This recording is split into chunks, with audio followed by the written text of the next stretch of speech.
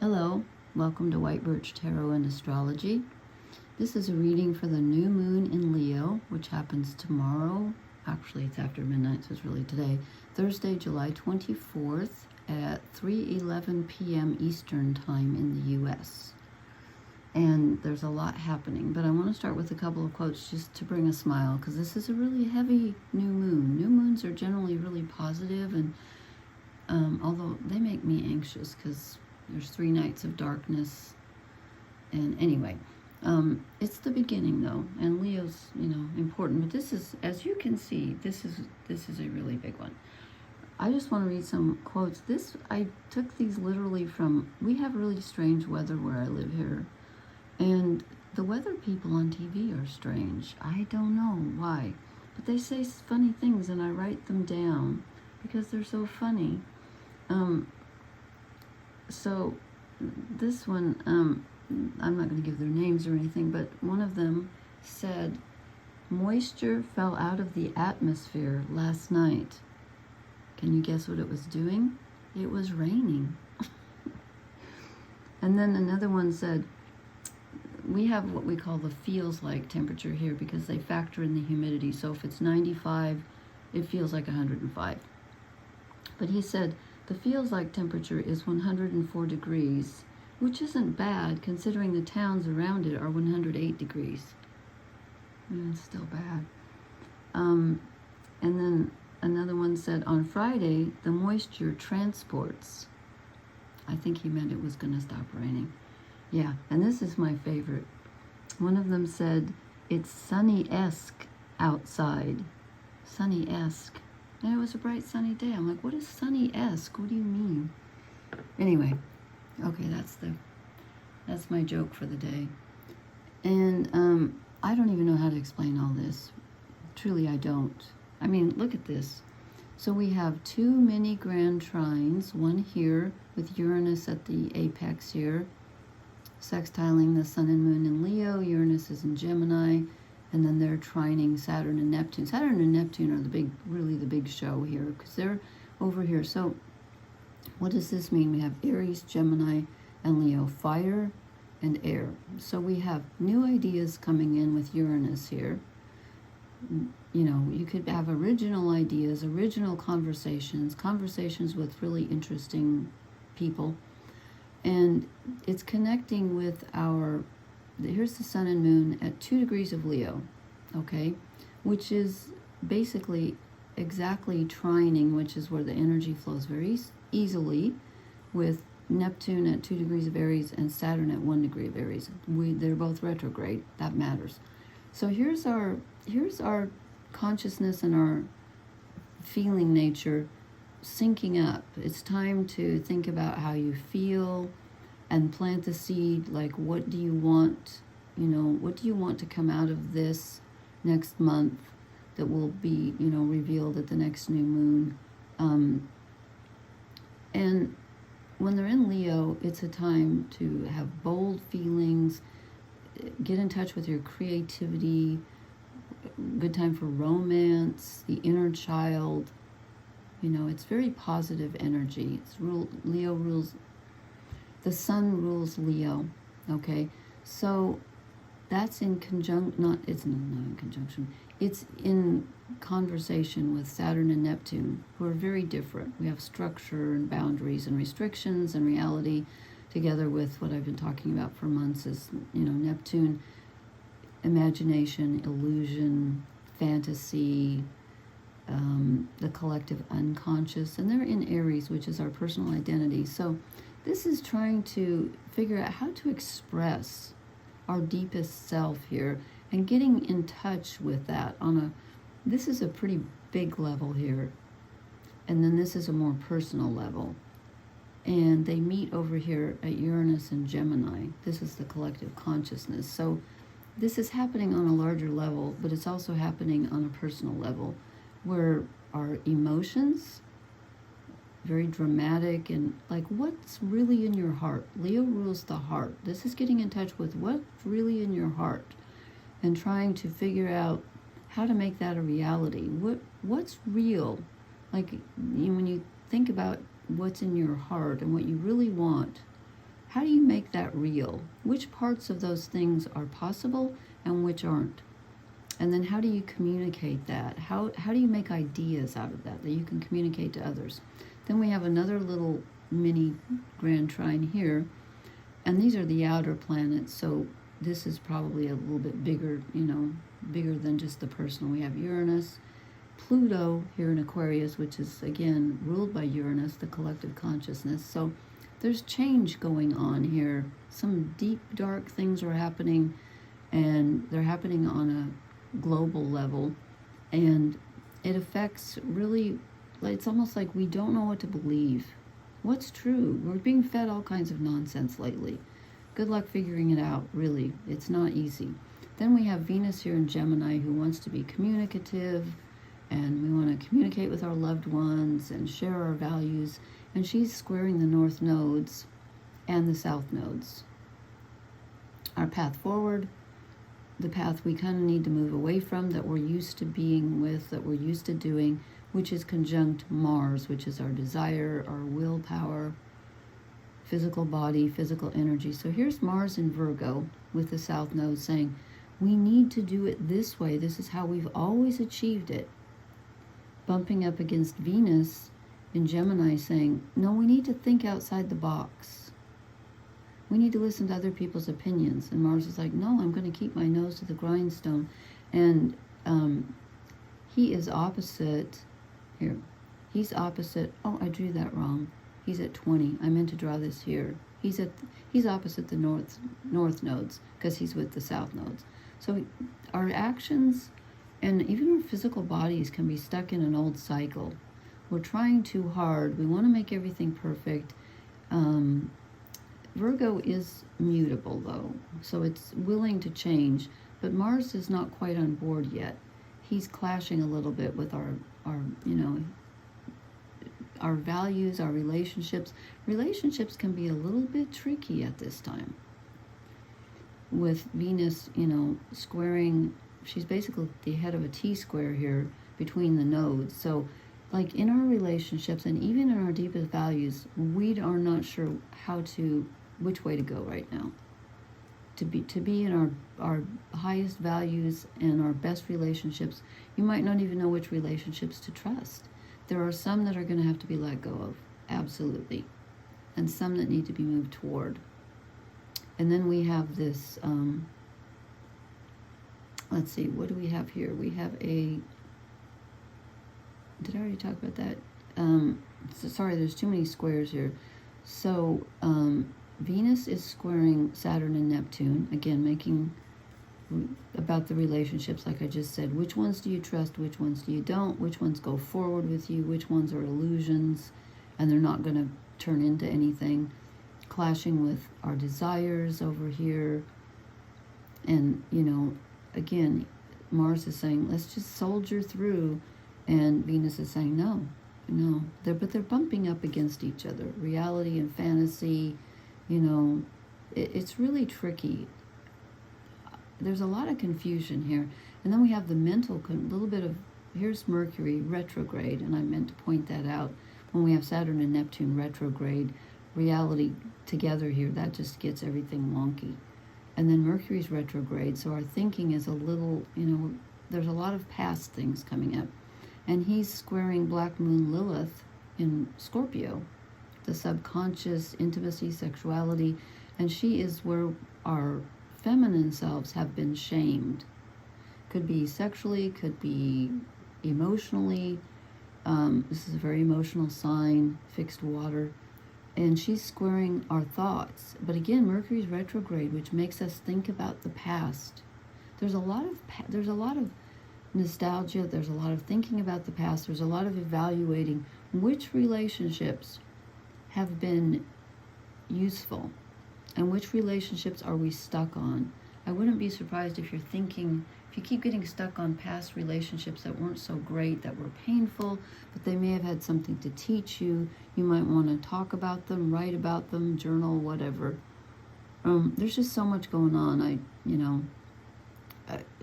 I haven't seen a new moon like this for a long time. And let's see. And also with this Pluto being opposite the moon. That's what I forgot to talk about. This is our personal will with, like what we want in our heart of hearts against sort of a bigger will, the collective will. There's a darkness here, a subconscious that's sort of feels like it's against us achieving what we want. And sometimes we think it's our personal subconscious, and sometimes it feels like it's bigger than that. It's both. It's both. So there's that going on. But this is a life-changing new moon. It really is. And also, I would just want to point out that on the 30th, which, I'll post before that, Venus moves into Cancer on July 30th. And on the same day, Chiron, which has been in Aries for ages. I need to look up when Chiron went into Aries, because it's been a long time. Chiron goes retrograde. No, I'm sorry. Is Chiron retrograde now? No. I wrote it down wrong. Chiron goes retrograde on July 30th, the same day that Venus moves into Cancer. So here comes some more healing, some more, feels. But at least I think when Venus moves into Cancer, it's going to be more of a getting our needs met, experiencing our needs, yes. But I think it's going to be a better time for helping others and also for getting our own needs met. Because right now, Gemini gives us choices and options, but it's not a warm fuzzy. Okay, I think that's enough of that. And I did not draw any of the cards I expected to, and they were really weird. And I thought they were wrong, but they're not. Because, I don't know, I just expected something different. So this is the Liz Green Mythic Tarot, and I know it's hard to see because they're so tall. But I did the Cross of Truth. This came out as the overall, I think I can put this up. Well, maybe not. The overall energy came out as a Three of Cups. This is normally working with others, but I think in this deck it's more about achieving an initial completing something, like an initial stage of something has been completed and there's more to do, but you have achieved something. Now, since it's the new moon, you probably won't see the results of that yet. It's sort of underground. It's like planting a seed and then you see the results later, but something has been achieved on a very emotional level, and you will know that probably shortly, maybe even in 3 days. I don't know, maybe 3 weeks, I don't know, but that's the overall energy. Okay, I said, what is our energy? The Nine of Pentacles. We are feeling comfortable, hopefully, and feeling good. This is about sort of not resting on your laurels exactly, but it's about assessing what you have that makes you stable and being in that stability. That's very important at this time, that you stay grounded and rooted and you count your blessings and you're aware of them, because this is very overwhelming energy. So this is very important that we not get swept away by the excitement of Leo. Stay grounded, okay? Now this is interesting. I said, what do we need to leave behind? And I get the Ace of Cups with the King of Wands, and I thought, what? I thought the King of Wands is kind of Leonine, although actually they've got him as Aries because they've got the ram. So I think what this is telling us is not to get too swept up in the fire of the Leo new moon and all of this emotion that comes with all of these outer planets and the headbutting between Mars and Venus, and there's just so much outer energy. I think it's telling us to cool our jets.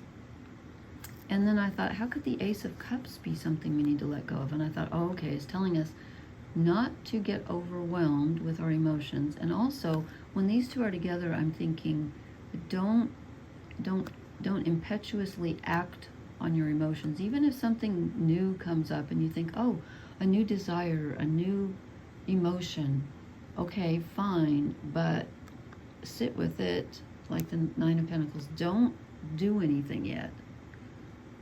And also I'm thinking water and fire make steam, so you might not be seeing clearly right now. I don't know.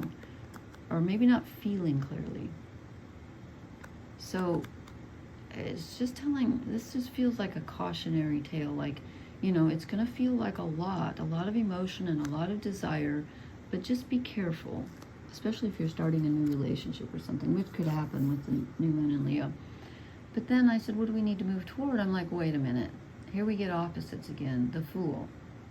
This is, I wondered if I drew incorrectly, but when you see the fairy cards I drew, I didn't. Okay, so this is a new adventure.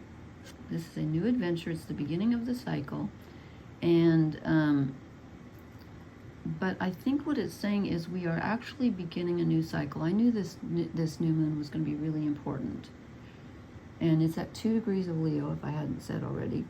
And so a new cycle is actually beginning, but you don't want to run with it. Okay, sit with it for a while. It's the new moon, so, I don't do anything rash, but get ready. Get ready, because we're on a new adventure. But it's just step 1, okay? And in fact, it's step 0. Well, they didn't put the number on here, but this is the 0 card. This is potential. So it looks like the journey is beginning, but in a metaphorical way it is. But just don't do anything rash. Okay, then I said, what's our challenge? The 7 of Cups. Okay, this is that Neptunian energy together with Saturn, I think. What is real? What is doable? And what isn't? You're going to have to decide, because with Venus squaring the nodes, it's like, well, which way do I go? So the new moon helps us figure out what's deep inside our hearts, but it might feel very confusing for a while, because there's going to be a lot of emotion attached to it. So this is about deciding what we truly want in our heart of hearts, and also what is doable, and how do we start? How do we take that first step? And then I said, what blesses us? And I got the Queen of Swords, interestingly. And the Queen of Swords is about being logical, taking a step back and looking at things with balance and logic and rationality, which is Saturn, With Saturn and this would be Neptune. This would be more Saturnian, like take a step back. It's actually more Uranian, but also the Queen of Swords can be someone who can sometimes use logic and rationality to block out negative emotions or even overwhelming emotions, which could rise at this time with all of that connection with Saturn and Neptune, and things can feel off. So I think it's telling us to make sure that whatever we decide that we really do want in our heart of hearts, make sure that it's rational. Okay, don't go, don't jump off the cliff, even though it looks like we're going to, but we're not going to jump. We're going to take one step at a time. Okay, then I drew 3 shadow cards, and I got the Sun, which is interesting because it rules Leo. There's something that we are not clear about. We're not seeing we're not seeing what's really in our heart of hearts, which is why we have the 7 of Cups. I don't think we know yet what we want. And also there could be a lack of clarity at this time with all of those squares and the overwhelming energy from the mini grand trines with all the outer planets. So there's a bit of, and Mercury's retrograde along with Saturn and Neptune, and anybody else? Pluto. So there's a lack of clarity right now, and a lack of knowing what's in our heart of hearts. But hopefully this new moon will help us in a bit. And then we're not seeing the Queen of Cups. We're not seeing, there could be emotions that we're not seeing, that the Queen of Swords could be holding at bay. Or it could be also that we're not seeing that we're too deep in our emotions, and that can be an issue. Maybe that's why the Ace of Cups we need to leave behind. There's a lot of emotion attached with this moon, because the moon rules emotion. And Leo is very dramatic and very bold and very passionate, but also very loyal. So we might not be seeing that we could get overwhelmed with our emotions, and also we might be more in control of our emotions than we realize. But I think it's more telling us not to get overwhelmed with our emotions, that's possible at this time. And I also drew the Page of Wands, which is telling me that there's going to be a new desire, a very new, fragile desire. Could be something you had when you were a child. I don't know, because there's a lot of past energy here with Saturn and Neptune going retrograde in Aries. But we're not going to see it yet. It's just burgeoning. It's we're planting the seed, but we're not going to see it flower yet. And we might feel kind of like, like, well, where is it? But we don't have enough information yet. Hopefully the Queen of Swords can help us. So there's something that you really want, and it has to be nurtured, but I don't think we're aware of it yet. If we are, I think maybe we're feeling like it's not going to grow, or it should have grown bigger by now. No, it's right on time. Okay, then I drew 2 fairy cards. The Heart of the Fairy Oracle. Oh no, yeah, this is a lot of energy to process all at once, and I totally resonate with this card tonight. The past couple of weeks have been weird. Well, I find Saturn and Neptune together. They are on one of my planets, though, and this new moon is exactly conjunct my ascendant, so there. But if you have anything at the beginning degrees of the fire signs, Aries, Leo, or Sagittarius, wow. But really, a lot of signs are getting triggered. So this is like having a really bad day, and you think it's going to go on forever. It's not, but this is the Mercury retrograde card too, where just like you're like, what else is going to go wrong? Okay, I get that. And I was kind of wrong. I was like, is this really the right card here? Because when I first drew it, I was like, that doesn't fit. Ta-da! It does fit. I mean, look at them. They're practically identical. This is the card in the fairy deck about taking a leap of faith and beginning an adventure. You have to jump to have the adventure. Now, the reading is saying don't jump. Don't get too carried away. But we are on a new adventure. And this is, the Pan is a boy. Leo rules the inner child. So this is telling me, get in touch with that. Try to figure out what you really want. Because very shortly, I think when Saturn and Neptune go direct again, I believe they go, oh, no, I've forgotten. I should know that. I think one of them's October, and I know they come together again, and they're exactly conjunct in February of 2026, which seems like a long way off. But I should have written down when they go direct, and I did not. I should have that memorized by now. I think one's in October and one's in November. But anyway, pretty soon we're going to be able to manifest what we're imagining as this whole new cycle begins with Saturn and Neptune. They're going to move back into Pisces and then move forward into Aries again, and that's when it's really going to begin. And again, I think that happens in like November or December, something like that. So here we go. We're off on a new adventure. So you know what you need to be? Brave and bold. Those are key words for Leo. Brave, bold, loyal, creative, dramatic. That's, somebody said, describe Leo in 5 words. Those are the words I would use. And playful. Forgot because of the inner child. Okay, well, I think that's enough for now. And please, you know what? I would love to know. No, I forgot I was going to ask you guys something. Oh, never mind. That'll take us off in a whole different direction. But leave me a comment and let me know how this resonates with you. Are you feeling really nostalgic? Because I sure am. Or is it just me? Anyway, please hit the like, share, and subscribe buttons. And I hope you have a great new moon. And I'll talk to you later. Blessings. Good night.